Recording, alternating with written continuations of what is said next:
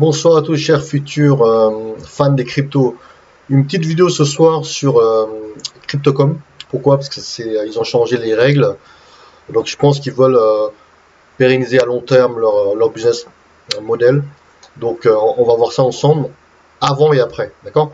Alors avant, le cashback pour les gens qui avaient la carte rouge, Ruby, était de 2%. Il n'y avait pas de limite par mois. D'accord?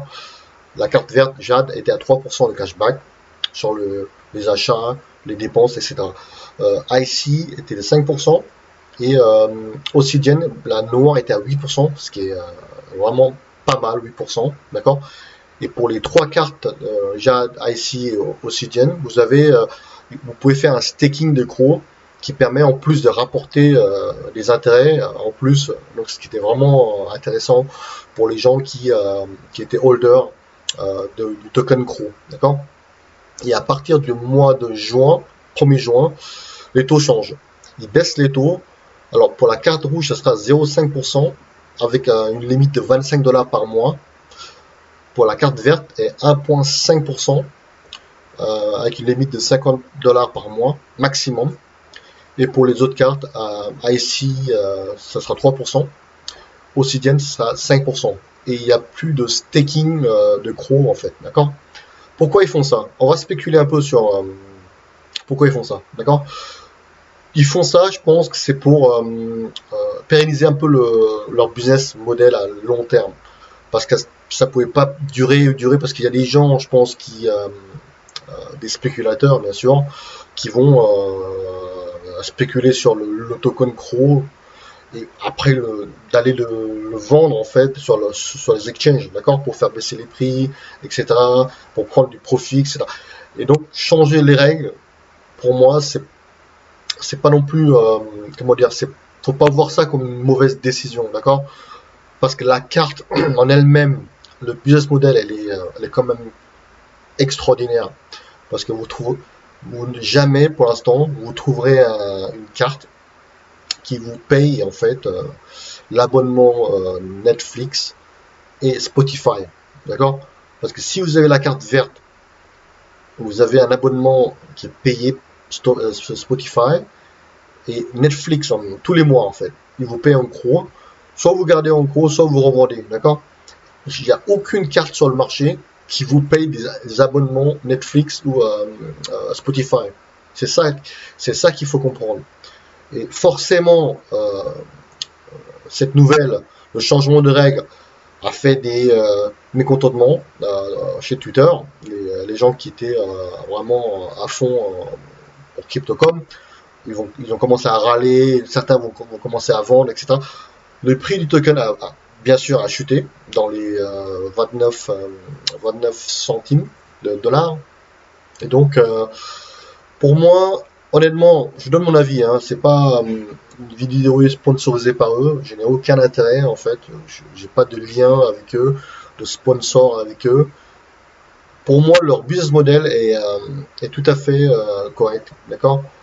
Parce que en fait, ils se financent également via les transactions, les frais de transaction. Parce que si vous regardez comment dire, les achats en termes de frais de transaction, c'est quand même 3%. Vous voyez, donc ils se font quand même de la marge sur les frais de transaction, ce qui est normal, qui permet de financer leur business model. Donc ça n'a rien de choquant, d'accord. L'avantage de cette carte, c'est quand même, vous avez quand même, je veux dire, vous avez quand même Netflix, vous avez un cashback, vous avez Spotify, vous avez accès également comment dire, à l'aéroport, vous voyez, au salon VIP, etc., pour les gens qui ont des cartes supérieures, des cartes VIP, comme IC ou Obsidian et Jade. J'ai comparé sur le marché, j'ai pas de carte équivalente qui propose autant de services, d'accord. En plus, il n'y a pas d'abonnement, la carte, elle est gratuite, vous n'avez pas de frais mensuels à payer. Il faut en fait holder leur token et vous ne payez pas de frais pour avoir la carte. Contrairement à d'autres firmes, startups, il faut payer dans les 120 euros ou 200 euros, etc. pour avoir la carte. Vous voyez, c'est pour ça que moi, je suis pas choqué, d'accord? Je suis pas choqué qu'ils changent les taux parce qu'ils veulent justement stabiliser peut-être leur modèle, d'accord? Et en plus, ça fait chuter le. Pourquoi le CRO chute? Parce que les gens, bien sûr, ils vont spéculer à la baisse. Comme CRO est listé dans pas mal d'exchanges, bah, les gens peuvent shorter à la baisse CRO pour pousser le prix du CRO beaucoup plus bas, d'accord? Pour les gens qui croient à Crypto.com, c'est une opportunité. Ce n'est pas un conseil d'investissement ou boursier, c'est un point de vue à moi personnel. C'est une opportunité d'acheter si vous pensez que Crypto.com est une entreprise fiable à long terme. D'accord? À 20 centimes, pour moi, c'est une opportunité historique d'avoir ce prix-là. À long terme, honnêtement, ça c'est mon point de vue. Hein. Après, vous faites ce que vous voulez. D'accord? Ça ira à 80 centimes de nouveau, à 1 dollar, je ne sais pas quand. Mais l'entreprise est. J'aime bien leur business model parce que j'ai pas trouvé équivalent à ça en fait. D'accord? Il y a des gens qui disent oui, je vais partir chez Binance, je vais partir chez Nexo, etc. Allez-y, allez sur Binance. Si vous n'êtes pas content de Crypto.com, allez sur Binance. Si vous n'êtes pas content, allez sur Nexo. Vous faites un arbitrage. Donc à vous de voir, d'accord? Mais pour moi, leur carte, honnêtement, elle est très très bien. Donc je n'ai rien à dire. En plus, le taux de change, j'ai testé en fait le taux de change euro GBP lorsque j'étais en vacances hein, en France. C'est vraiment très près du spot en fait. D'accord? Équivalent un peu à Revolut en fait. Et donc la carte marche très bien à l'étranger, en France par exemple, en eurozone, pour faire des frais, comment dire, des changements en fait, pour convertir pardon, du pound en euros, c'est très simple sur Crypto.com. Et les frais sont très très faibles. Alors pourquoi les gens tout de suite vont commencer, oh je pars, je vais aller voir Binance, allez-y, allez voir Binance si vous trouvez que Binance c'est mieux, etc. D'accord? C'est à vous de faire un arbitrage. Et donc je trouve que les gens sont un peu dans l'excès de toujours critiquer sur Twitter, oui, je pars, je suis déçu, etc., etc. Moi, je trouve ça vraiment immature et pour moi, si vous croyez à Crypto.com, il faut soutenir la firme. Peut-être qu'ils ont fait des erreurs également en termes de marketing. Ils ont peut-être trop investi dans le marketing. Par exemple, le Stadium, ils ont payé 700 millions de dollars, il me semble. Mais bon, c'est sur plusieurs années. Donc c'est pas non plus. Vous voyez, donc c'est presque 1 milliard, mais c'est sur 10 ans, etc. Donc c'est. Cro, honnêtement, en plus, comment dire, il rajoute beaucoup de nouveaux tokens également dans l'application, etc. Moi, je trouve ça très très bien. En termes de staking sur Crypto.com, la chose que j'aime pas, clairement, c'est qu'il n'y a pas d'intérêt composé. D'accord? Les intérêts que vous gagnez en staking vous ne pouvez pas le réinvestir dans le capital pour faire gonfler le capital en fait. Et en plus, il n'y a pas une option qui permet en fait de faire du staking automatique.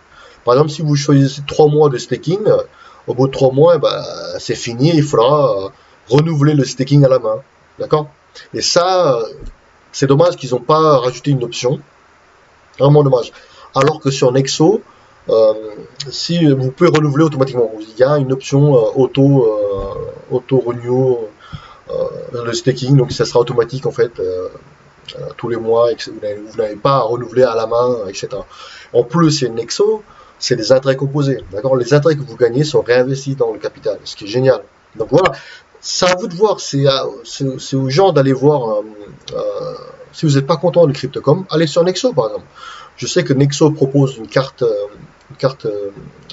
bleue maintenant, une carte bancaire. Voilà, allez-y, faites un arbitrage, d'accord? Et donc vous pouvez également avoir Nexo et Crypto.com, pourquoi pas?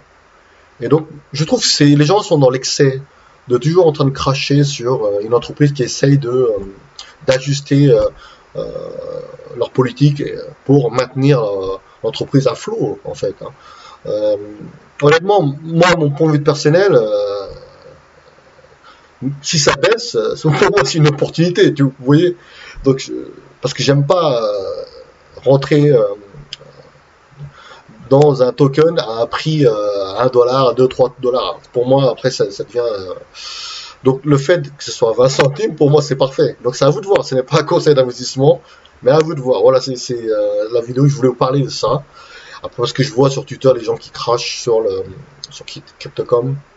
Je trouve que c'est un peu. C'est pas bien. Et donc, leur carte fonctionne très très bien.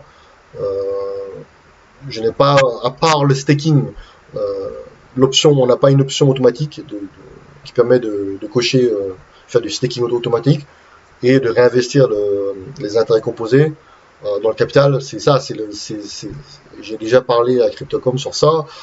Voilà, donc j'espère qu'ils vont rajouter l'option. Mais sinon, je ne vais pas cracher sur Crypto.com, d'accord?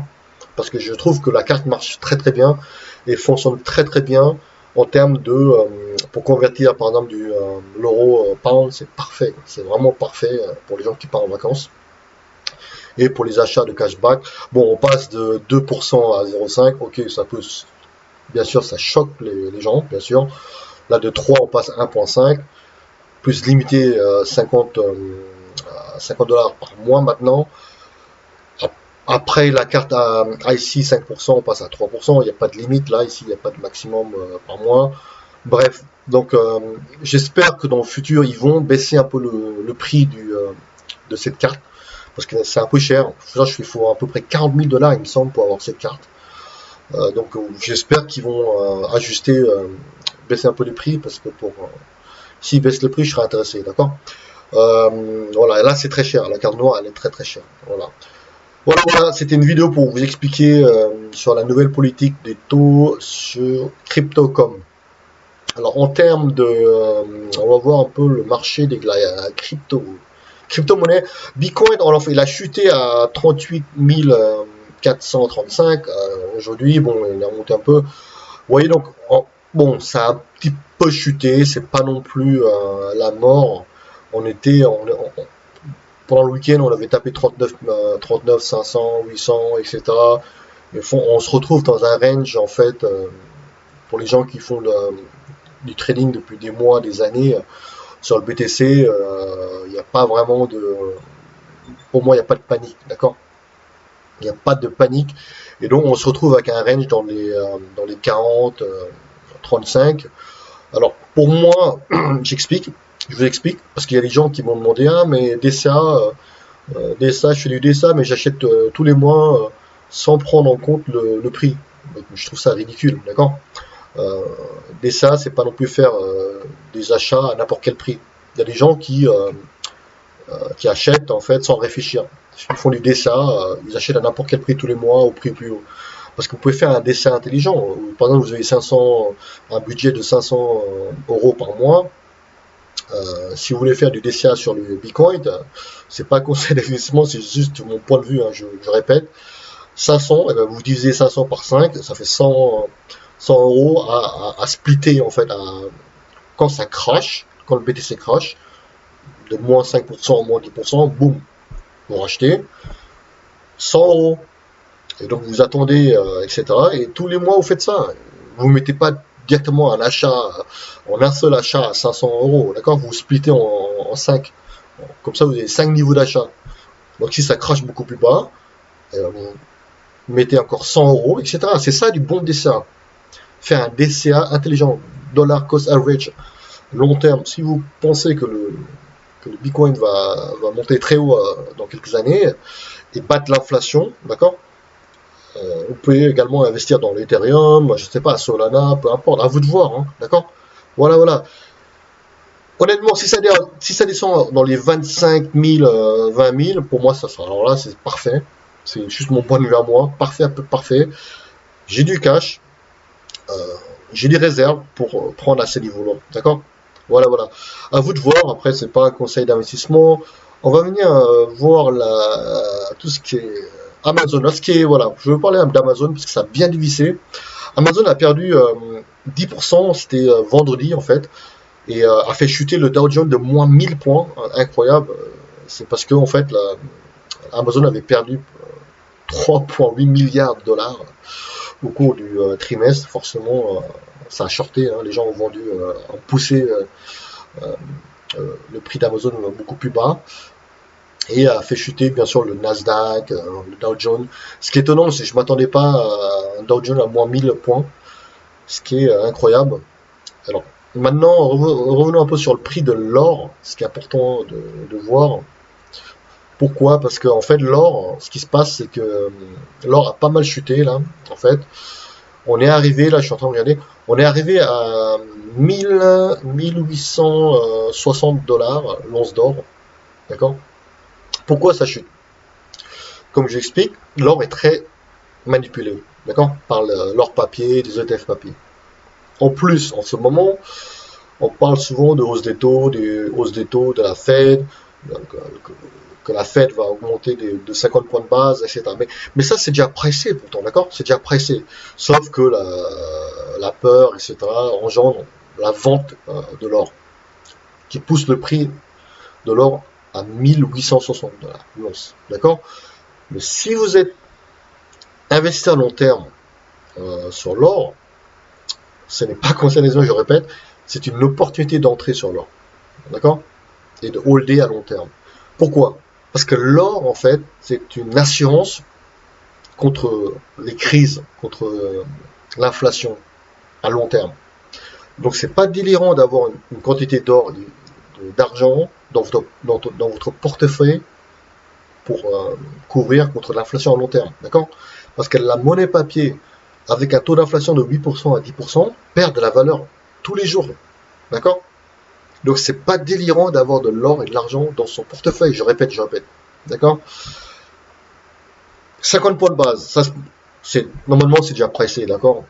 C'est pas non plus le problème de la hausse des taux, c'est que on risque de rentrer en récession en 2023.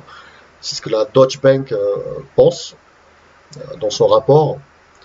Parce que le problème de hausse de taux, c'est que si on hausse pas les taux, c'est l'inflation va exploser. D'accord? On a imprimé beaucoup de monnaie pour sauver un peu l'économie, etc. Avec le Covid également. Si la Fed n'augmente pas les taux, l'inflation va exploser beaucoup plus haut. D'accord? Donc, elle sera obligée d'augmenter les taux. Je ne sais pas à quel niveau, mais si elle augmente trop les taux, eh ben, bon, la Fed va ralentir en fait l'économie. Et ça va pousser vers la récession en fait. Oui, c'est le dilemme en fait de la politique monétaire. C'est vraiment pas facile.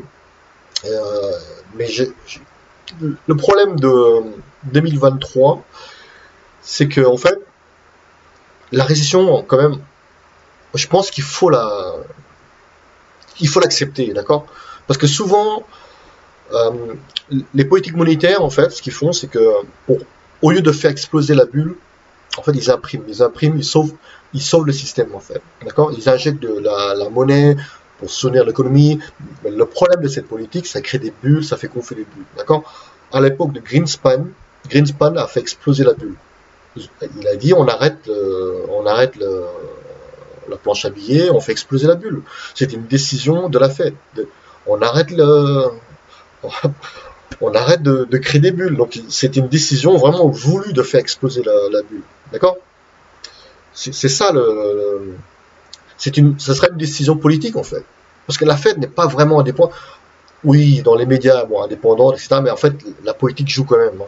Comme la BCE, etc. Ça joue quand même. Vous voyez, c'est pas si indépendant que ça en fait, hein. D'accord? Parce que c'est le président américain qui nomme, voilà, le président de la Fed. Vous voyez, donc c'est pas non plus. C'est un peu naïf de croire que la Fed est indépendante. D'accord? Également la BCE, c'est.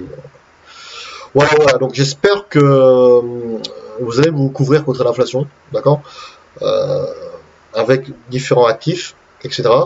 Mais sur Nexo, j'avais expliqué sur les vidéos précédentes, vous pouvez faire du staking sur Nexo, d'accord.